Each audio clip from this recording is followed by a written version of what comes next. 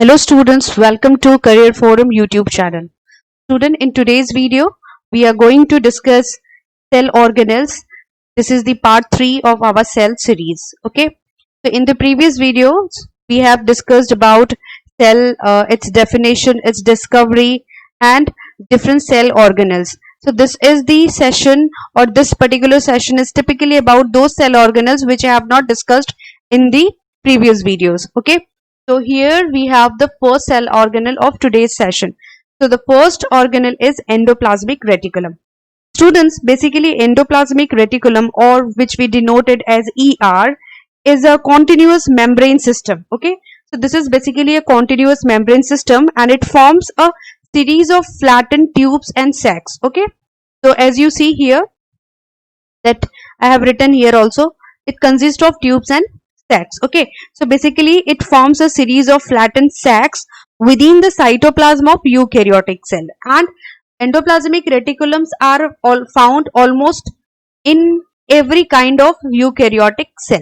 Okay, so they serve multiple functions, and being very important particularly in the synthesis of the protein. Okay, so they basically participate in the synthesis, folding, modification and transport of proteins. So if I talk about the structures in detail, basically it is a double membrane structure. As you see, I have mentioned here, it is a double membrane structure and it consists of tubes and sacs which are flattened. Okay, so basically these tubes and sacs are called cisternae. Okay, so these flattened structures, tube like structures, are called cisternae, and we divide them into two types on the basis of ribosomes found to be attached on their surfaces. So basically we divide it into two types. The first is smooth ER and the second is rough ER. Okay, so let us first see one by one. Smooth endoplasmic reticulum does not have ribosomes, so they don't have ribosomes on their surface, and that is why they are called smooth endoplasmic reticulum. Okay, they are responsible for, means the purpose or the role the smooth ER plays is to help in the synthesis of lipids, oils, phospholipids and some steroids. Okay, so basically they help in synthesis of lipids, oils, phospholipids and steroids. Okay, and if I talk about the rough endoplasmic reticulum, basically they have ribosomes on their surfaces. Okay, and that is why they look like rough, and it is called rough endoplasmic reticulum. Okay, and they typically function for protein synthesis. Okay, usually the cisternae or the folds that we found in endoplasmic reticulum, they help in increasing the surface area. Okay, they increase the surface area and hence they allow greater protein product. Okay, so basically rough endoplasmic reticulum manufactures membranes and secretory proteins. Okay, so they manufacture, here I'm writing the point because this is important point. Okay, so if I talk about rough endoplasmic reticulum, so they manufacture, okay, so they manufacture membranes, okay, they manufacture membranes and secretory proteins. Okay, and they manufacture secretory proteins. Yeah, so this is an important point. Okay, this is also one of the functions of rough endoplasmic reticulum. See, the ribosomes, which is usually found to be attached to the RER, are responsible for the synthesis of the protein, and the process is called translation. So here we are talking about that they are responsible for the protein synthesis, but the process is called translation. Okay, so the process by which they produce or they synthesize protein is called translation. Okay, this is also important. This process is important, so keep in consideration. Okay, and in certain leukocytes, means WBC, so this RER means rough endoplasmic reticulum also produces antibodies. Okay, this is also another important point, so this also keep in consideration. Rough endoplasmic reticulums in white blood cells, okay, in WBC or in leukocytes, in some leukocytes, okay, they produce antibodies. Am I clear? So basically, rough endoplasmic reticulum plays an important function in manufacturing membrane and secretory proteins. They also help in protein synthesis by the means of translation method, and in some WBC or leukocytes they produce antibodies. Clear? So they produce antibodies. Am I clear? Okay. So now we are moving to the next part, and that is Golgi body. So basically, students, Golgi body was first of all formed by, this was first of all discovered by, okay, so this was first of all discovered by a scientist named Camillo Golgi. So his name was Camillo Golgi. He for the first time discovered, sorry, this Golgi in year 1898. So Camillo Golgi was the first person who discovered Golgi bodies in the year 1898.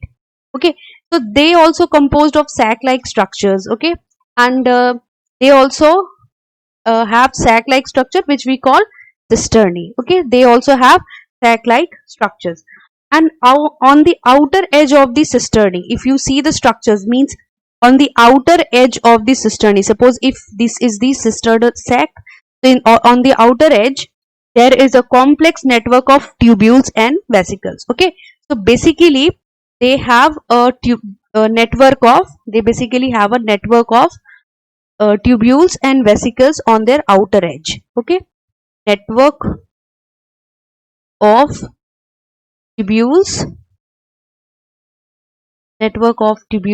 and vesicles.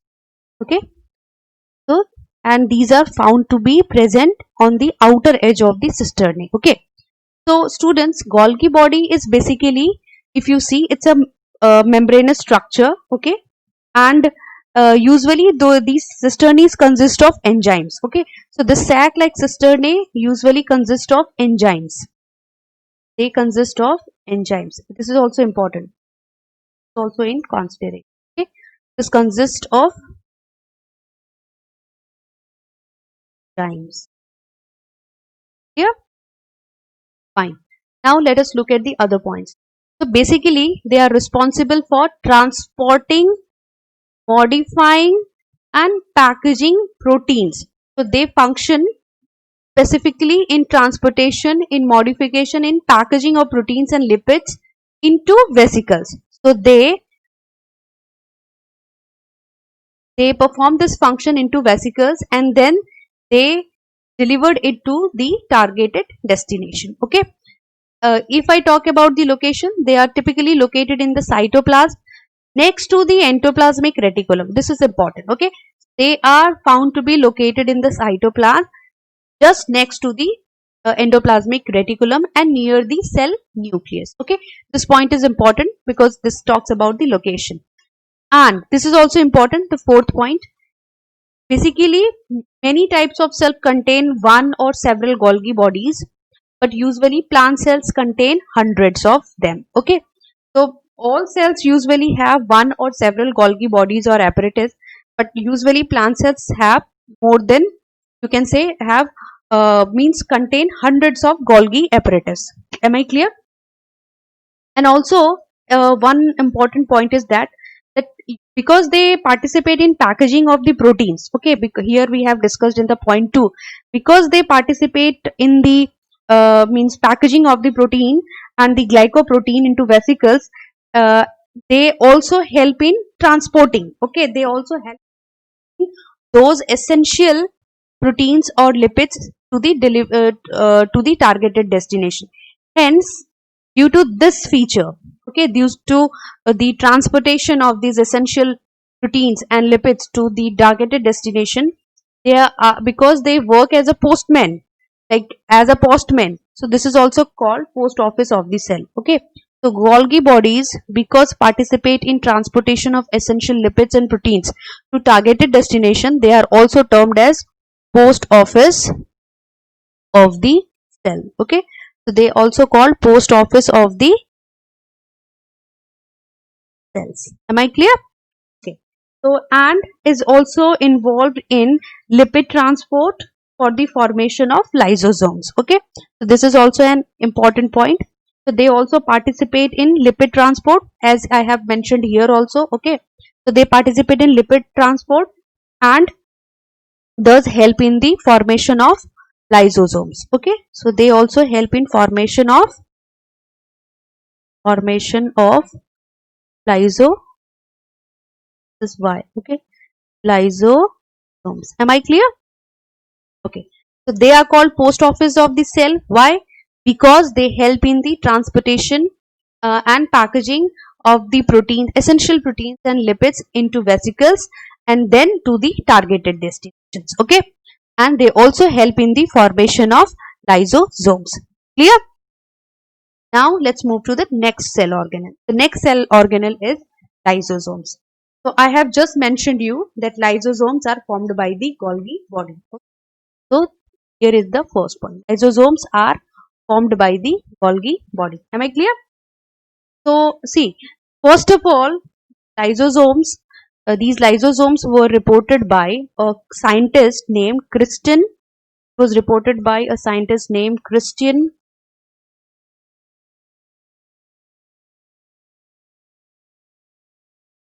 Duvet. Here, here, 1955. He was the person who first discovered lysosomes.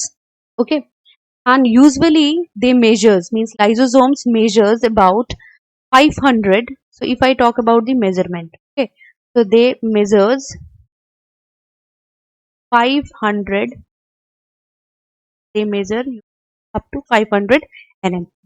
And if I talk about its structure, so basically a lysosome is a membrane bound cell organelle. Okay, so this is important. This is a membrane bound cell organelle and they contain powerful digestive enzymes. So they contain powerful digestive enzymes. Okay, lysosomes are involved with the various cell process. Okay, so they are also involved with the various cell process. They break down excess or worn out cells. Okay, so means they typically excrete or get rid of those dead parts of the cell. They may be used to destroy invading viruses and bacteria. This is also important point. The students, I'm going to discuss one of the most important point of lysosome. Basically, the powerful digestive enzymes which are present in the lysosomes can digest the cell structure, food molecules like carbohydrate, proteins. Okay, and they are found abundantly in animal cells. This is also important. They are found abundantly in animal cells. Okay, this is in animal cells. Clear? And when the cell or when a cell dies, okay, the lysosome releases its powerful digestive enzymes to digest the cell contents, or you can say the dead parts of the cell. So this process of digesting the remains of dead cells is called autolysis. So lysosomes participate in a very important process called autolysis. So they perform a special function or process called autolysis. Okay, this is important. This comes in exam. Okay, so basically, what is autolysis? Autolysis is the process of digesting. Okay, so this is basically process of digesting. Okay, so this is basically process of digesting the remains of dead cells. Okay, of dead cells.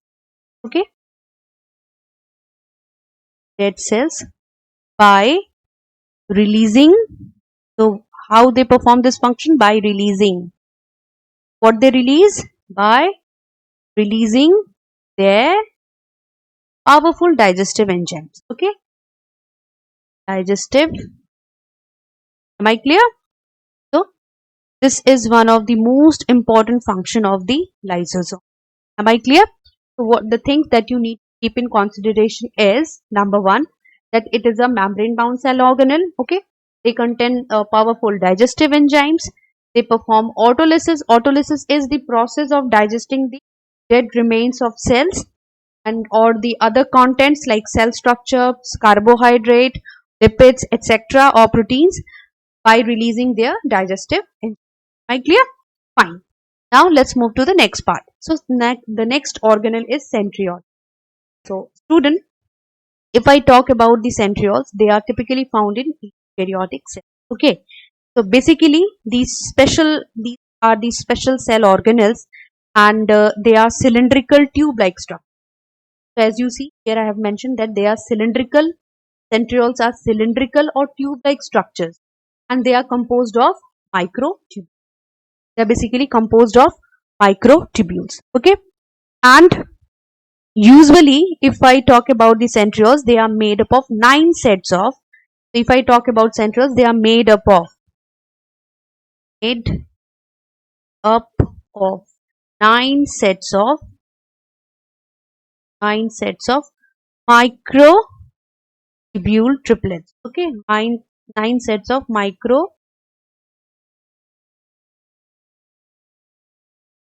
triplets,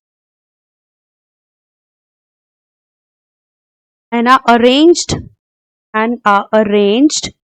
in a cylindrical pattern. Okay, and they are uh, I'm talking about this centrioles.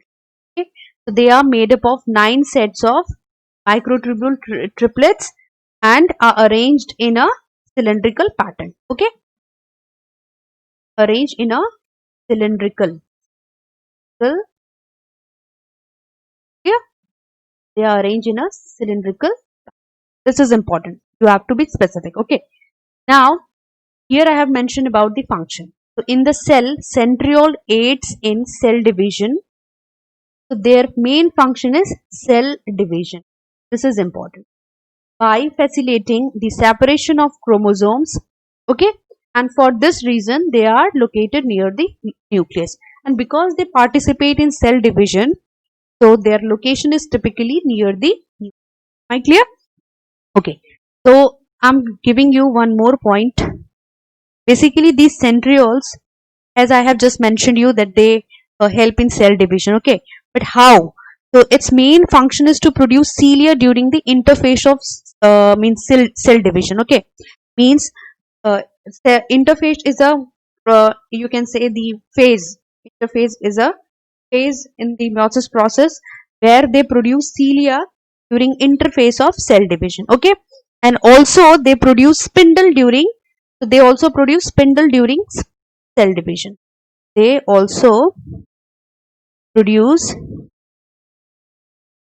spindle during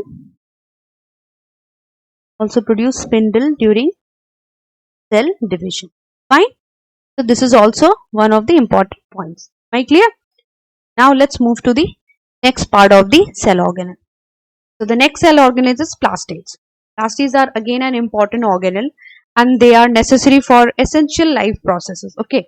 So basically plastids are membrane bound organelle, as I have mentioned you here, that basically they are the membrane bound organelle. Here, and they are found to be present in the cells of plants, algae and other eukaryotic organisms. Clear? Okay. As I have just mentioned that they are necessary for essential life processes. Here the essential life process is basically photosynthesis and food storage. Here I have mentioned it. So they particularly involve in the synthesis and storage of food. So this is the photosynthesis by which plants make their own food, and this is the storage. Okay. So and they are commonly found within the cells of photosynthetic plants, and specifically they are found within the cells of photosynthetic. Am I clear? Now student, on the basis of their function, we divide plastids into 3 types. The first is leucoplast. Okay, here is the first leucoplast. Basically, the leucoplast are known as white plastids. They are also known as white plastid. Okay, whereas chloroplast are green colored, so they are basically green colored. So they are basically green colored structure, or you can say green colored plastids, green color plastid, and are found in basically found in plants and algae. Okay,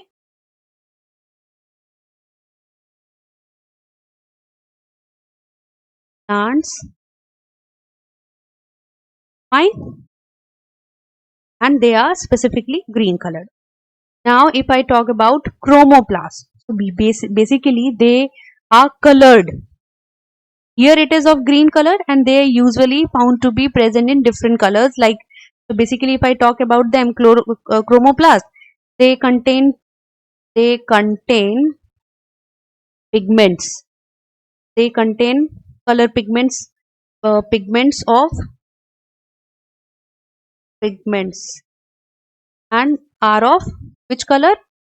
Usually of red, yellow, or orange.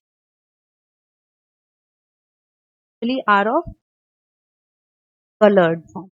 Okay, and usually they are found in special parts of the plant like fruits and flowers, and they basically help in pollination because colored flowers attract the insect for the pollination. Okay, so students, this is all about plastids, and here we have completed with the cell organelles and their functions. So student, important is to subscribe our channel for such more videos, and don't forget to share it with your friends. Okay, thank you.